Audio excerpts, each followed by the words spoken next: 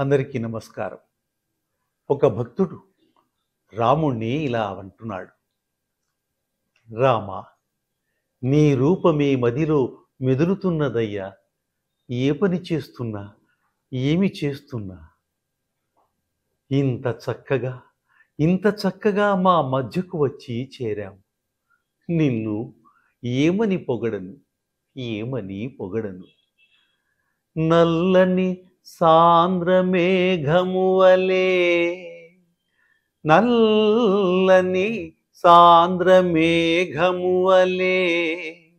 నీ కరుణనంతా మూటగట్టి మాపై వర్చించుటకు వచ్చితివా స్వామి.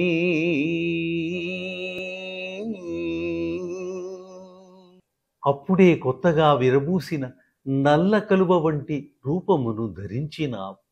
చల్లని చూపులను మాపై చిలుకుతూ, చక్కని చిరుదరహాసములొలుకుతూ వదనముతో తెల్లని తిరునామమును నుదుటన చక్కగా దిద్దుకొని అయోధ్యాపురిలో విల్లును బాణమును చేతులతో బహువేడుకగా నేర్పరివలె పట్టుకుని మరి దర్శనమిస్తున్నావు.